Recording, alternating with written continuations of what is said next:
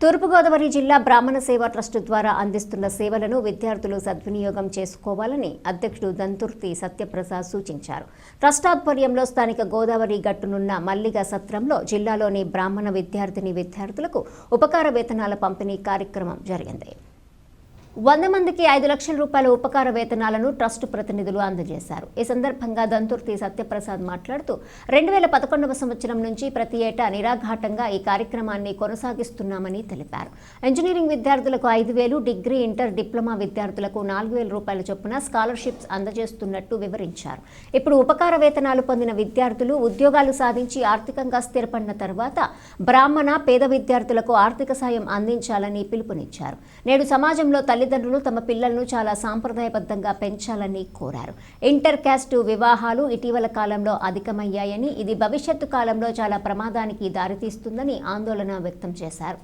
యుఎస్లో ఉన్న తమ సోదరుడి కుమారుడు దందుర్తి వీరభద్రరావు ప్రతి ఏటా పంపే నిధులతో బ్రాహ్మణ సేవా ట్రస్ట్ ద్వారా స్కాలర్షిప్స్ ఇస్తున్నామన్నారు. ఈ కార్యక్రమంలో ట్రస్ట్ జిల్లా ప్రతినిధులు గాడేపల్లి సత్యనారాయణమూర్తి, చక్రవర్తి, రాంబాబు, రేగడమెల్లి రామ్దేవ్ శర్మ, సిహెచ్ ప్రసాద్, జోషిల దుర్గాప్రసాద్ తదితరులు పాల్గొన్నారు. బ్రాహ్మణ సేవా ట్రస్ట్ తరఫున మేము ఈ రోజున జిల్లాలోని అన్ని ప్రాంతాల నుంచి కూడా యువతీ యువకులకి, విద్యార్థులకి మనం సుమారు 100 మందికి 5 లక్షల రూపాయలు ఈ రోజున మనం ఇక్కడ స్కాలర్షిప్గాను అంటే ఉపకార వేతనంగా మనం అందజేయడం జరుగుతుంది. ఈరోజు ఈ కార్యక్రమం 2011 నుంచి నిరాఘాటంగా జరుగుతూ వస్తుంది.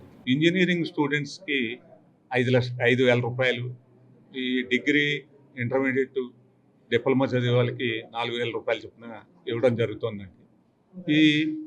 ఈ ఇన్ని సంవత్సరాల నుంచి ఇస్తుంటే ఇప్పుడు మా సంస్థ తరఫున స్కాలర్షిప్ తీసుకున్న వాళ్ళు చాలామందికి ఆర్థికంగాను ఉద్యోగాల్లో స్థిరపడి వాళ్ళందరూ కూడా మనకి తిప్పి ఫోన్ చేస్తున్నారు. మేమందరం కూడా దీనివల్ల ఉపకారం పొందాము, మేము మంచి స్థితికి వచ్చామని చెప్పి.